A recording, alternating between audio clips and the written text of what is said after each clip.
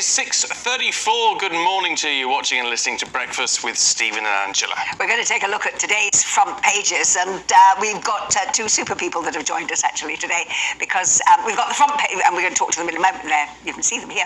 The front page of the Times this morning draws attention to a defiant Donald Trump, who's launching a fight back against New York prosecutors yesterday after being indicted on criminal charges. The Eye gives light to rising prices, putting pressure on the PM and the Chancellor to cut taxes this year as Britain sees the biggest tax squeeze in 30 years.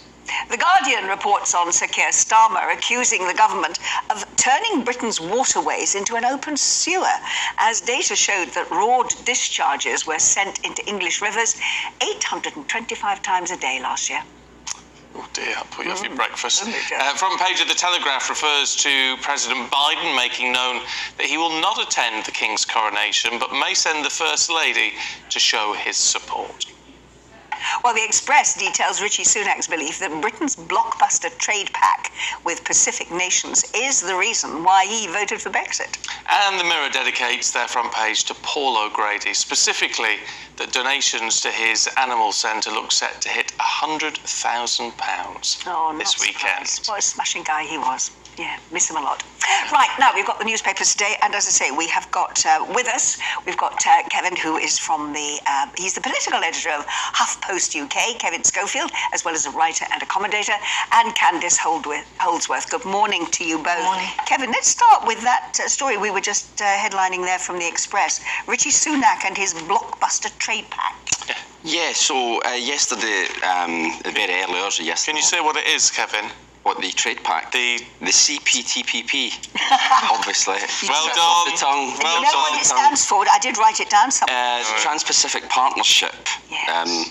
I can't remember what the C stands for, but anyway, it's I've written it down somewhere. It's not exactly the most user-friendly run off the tongue, title. does it? No. But yeah, I mean, this is a big deal. It's a arrangement that's already in place, and Britain has joined. It's Indo-Pacific countries, so countries like Australia, Japan, Canada, Mexico are already part of this trade partnership. Now, this is the type of thing which the government are very keen to stress was not possible when we were members of the EU.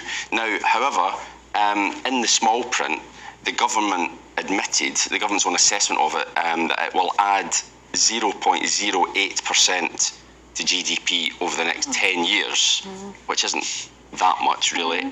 Not when you consider that the Office for Budget Responsibility, so an independent think tank or watchdog, says that leaving the EU has cost the country 4% of GDP, so it doesn't quite make up for it. Now, two things. The government say the 0.08% is an old number, it's based on old figures, so it's actually going to be more than that, although they can't say what. And it's not just about money, they say, it's about geopolitical influence. It's putting us part of a bigger bloc, which we were when we were in the EU, but we're not anymore, but leave that to one side. But well, the difference is, and the government, we're talking to Nigel Huddleston yesterday from the government, saying the difference is this is a trading bloc, whereas the EU is a trading and political bloc. No, you're right, absolutely. That is a big difference. There's no kind of political alignment with all these countries, because obviously they're very different economies. But the government are clearly very keen to stress that this is a good thing, and as I say, geopolitically it's quite significant because it puts us part of this big bloc, whereas China, obviously the rise of China, Russia, aren't part of the bloc, so it's good to be part of a bigger club, basically. I'll tell you what it stands for: Comprehensive and Progressive Agreement for Trans-Pacific Partnership. Yeah, and bit of a mouthful. It is a mouthful. But what I found interesting, because I do get up early in the morning and I listen, among other things, to Farming Today. And I was listening to a cheesemaker who was saying that actually he already had a deal with Canada and has been sending tons of cheese to them forever. And actually under this agreement, he's going to be able to send less.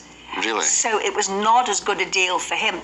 And as you say, it's possibly not about figures, but long term, about the political influence that they might have in the world. Exactly. So the government, as I say, were obviously keen to brush over this relatively small boost to GDP, because in the long term, they say that the rewards will be much bigger.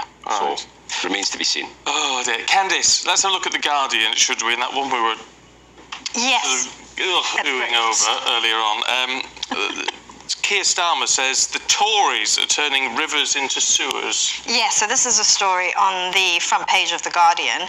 It's about how the waterways in Britain have become quite polluted in recent years, and Labour has been very critical of the Conservatives, saying that under their watch this has increased a great deal. They're not regulating the water companies enough. I mean, Angela Rayner's been talking about this quite a lot.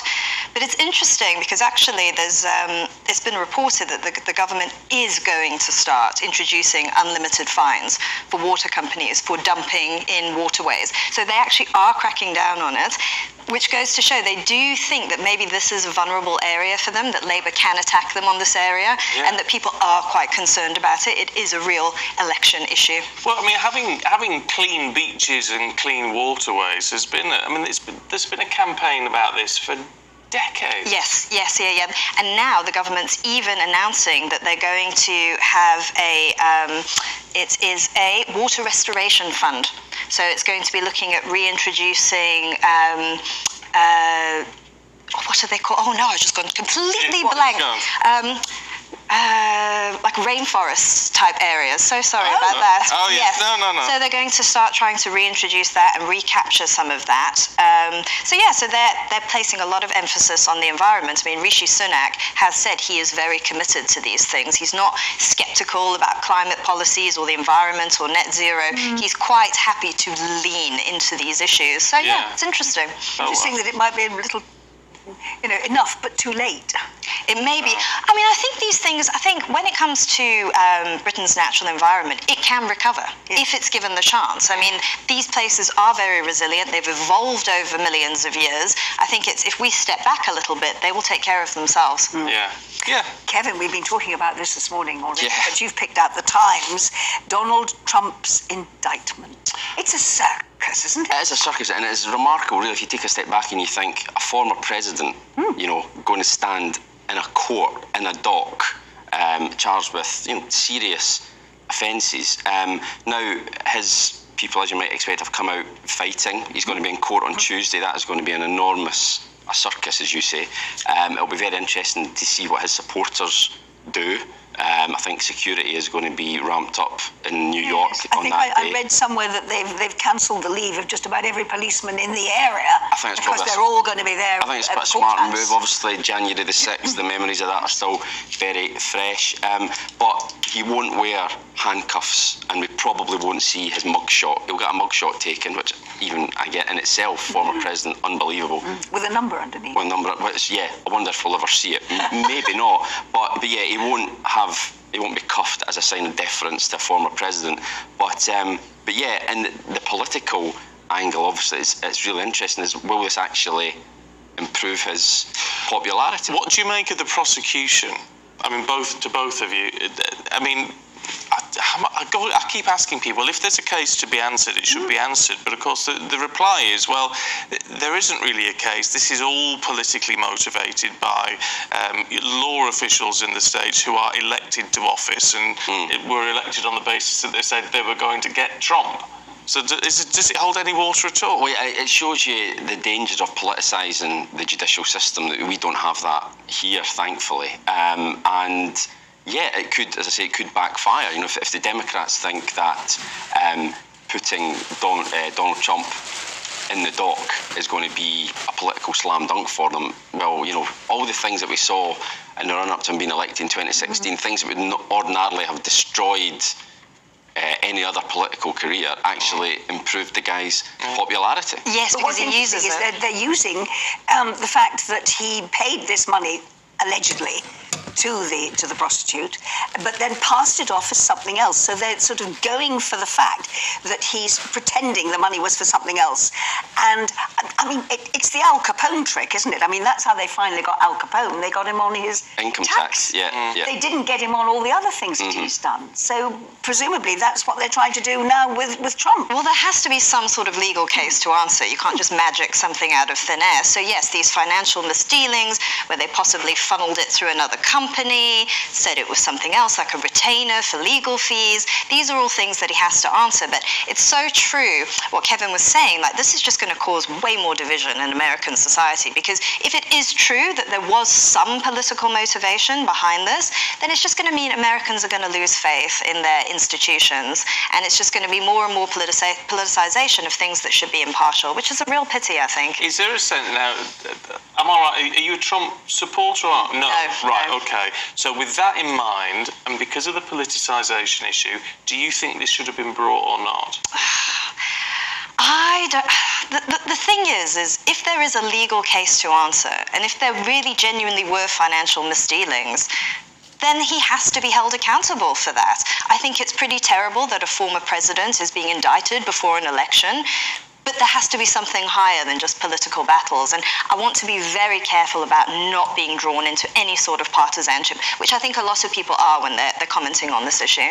Loads of you got in touch on Yeah, this one, which is interesting. Ron says, unfortunately, I think Trump supporters might resort to violence to make their point. Pam says, to be honest, I hope he becomes the next president. Morris says, in my view, he's definitely not fit to be president of the free world. While Terry says, I believe this is nothing short of a witch hunt against Trump. Dennis says, I think Democrats seem to be doing their utmost to discredit Trump. They must be worried about the upcoming election. And David says, if he's innocent, there's nothing to fret about, is there? You see, now if that's not a 50-50 split amongst you, I don't know what is. But it's very interesting, and they're all valid points. And it's not great for Ron DeSantis either, the guy who he's up against to be the Republican candidate, because suddenly all the oxygen has been sucked out of his campaign, and it's all about Donald Trump. Yeah. Can we have a look, Candice, at the Mirror and Paul O'Grady? Yes, so I mean this is a heartwarming story, obviously with a tragic background. Paul O'Grady's favourite dog refuge centre is going to receive about £100,000 in donations after his untimely death. I mean, he loved dogs. He presented a programme about dogs, rescue dogs, and Battersea Dogs Home is going to benefit greatly from this. And I think it is a fitting legacy, but obviously very sad as well that he lost his life so young. Isn't it a very strange thing, this, Kevin? I mean, look, everyone loved Paul O'Grady. I particularly loved Lily Savage. I mean, she was just vicious. It was, great, and it was groundbreaking at the time. The outpouring around him, in some respects, doesn't surprise me, but I wonder if it would have surprised him. Yeah, perhaps. I mean, I guess no one, unless you've got a huge ego, assumes that they're incredibly popular or a national treasure. But I think he obviously was incredibly popular, a very talented, funny man. But I think it was because it was such a shock. No one saw it coming, and it just, there was no. It was not like he'd been ill. No one was able to prepare themselves for what happened. So you wake up literally in the morning and you have a look at your phone or whatever, and Paul O'Grady's dying. You're like, I know. I woke up very early in the morning to the news, and I thought, what a terrible. I don't want to start the day knowing that Paul has died. I really didn't. It's interesting. He hated being called a national treasure. He didn't enjoy that at all. My feeling is that he was a terrific entertainer. As Lily Savage, he was amazingly funny.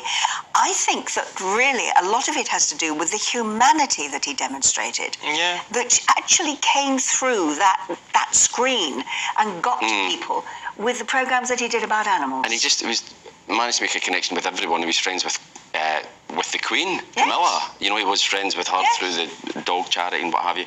And just it's so sad that he was taken relatively young. Yeah, I think he was just such a lovely human person. And people could relate to that. People related to him. I'll tell you what's worth doing. It popped up on my YouTube feed last night. Was a clip of Lily on the Des O'Connor show. It must be a very old clip. Des hasn't been with us for a long time, has he? But it was just that wit, the sharpness. I mean, it was just. I think Des only got about one question in. You can imagine. It was just fantastic. Yeah. So it's worth looking back and celebrating him in that way. I think. Kevin, Candice, we'll catch up with you both a little bit later on. Thanks very much indeed.